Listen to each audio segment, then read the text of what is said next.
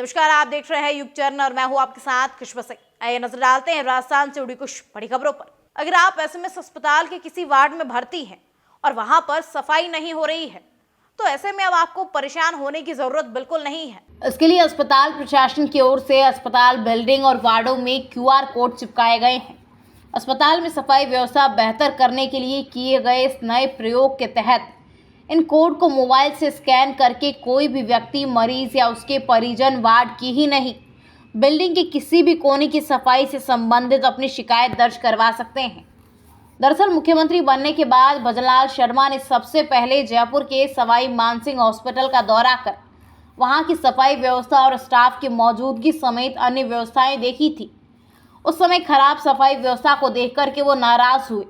उसके बाद उन्होंने मेडिकल हेल्थ डिपार्टमेंट के अधिकारियों को एसएमएस समेत प्रदेश के हर हॉस्पिटल बेसिक सुविधाएं ठीक करने का निर्देश दिया था।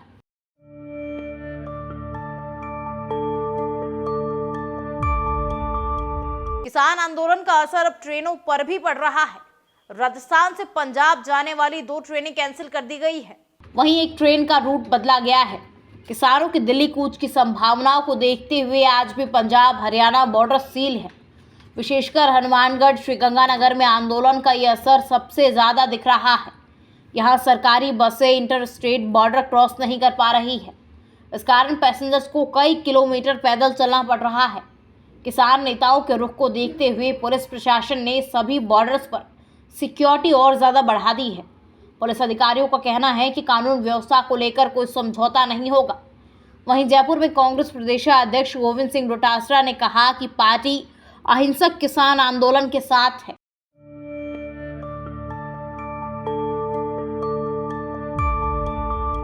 राजस्थान के सभी सरकारी और प्राइवेट स्कूलों में आज सामूहिक सूर्य नमस्कार की शुरुआत हुई। दिलावर ने कार्यक्रम में कहा कि प्रदेश में कभी भी इसे लेकर विरोध नहीं हुए हैं।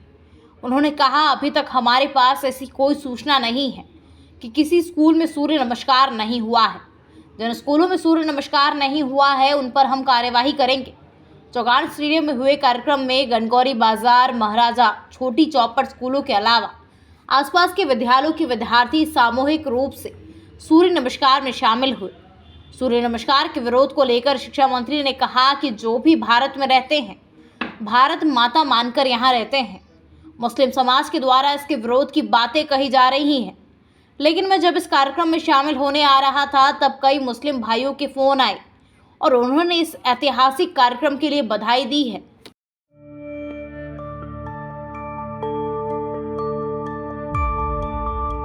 राजस्थान में बजरी का अवैध खनन का मुद्दा पिछले कई सालों से गर्म है, जहां चुनाव से पहले राजनीतिक दल एक दूसरे पर इसको लेकर के बयानबाजी करते रहते हैं।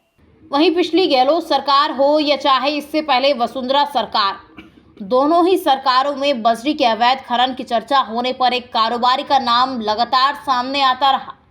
बीते बुधवार को सुबह केंद्रीय जांच एजेंसी प्रवर्तन निदेशालय की टीम ने राज्य के कई शहरों में रेड मारी और पता चला कि ईडी की टीम ने खनन और होटल कारोबारी मेघराज सिंह शेखावत के ठिकानों पर पहुंची है। मेघराज के जयपुर आवास सहित नागौर, उदयपुर, जैसलमेर के कई ठिकानों पर दबिश दी गई।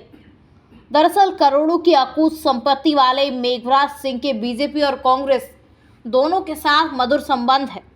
ऐसे में ईडी की छापेमारी के बाद सूबे की सियासत में भूचाल नहीं आया।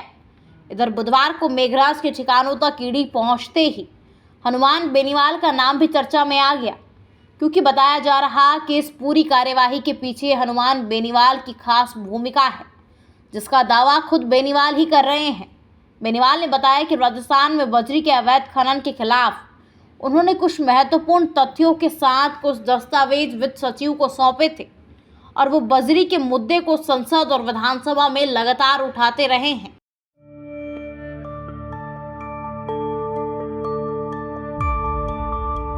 सुप्रीम कोर्ट ने इलेक्टोरल बॉन्ड को लेकर एक बड़ा फैसला सुनाते हुए केंद्र सरकार की इस योजना को असंवैधानिक करार दिया है। वहीं इस योजना को रद्द करने के आदेश जारी करते हुए कोर्ट ने भारतीय स्टेट बैंक को चुनावी बांड जारी करना तुरंत बंद करने का कहते हुए 6 मार्च तक चुनाव आयोग को सभी विवरण जमा करने का निर्देश दिया है।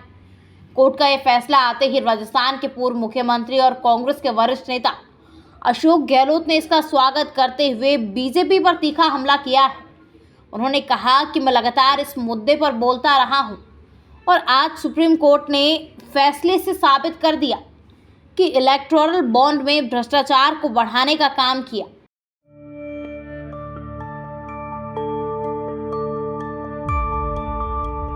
ऐसी तमाम खबरों को देखने के लिए बने रहिए हमारे साथ युग चरण पर। तब तक के लिए नमस्कार।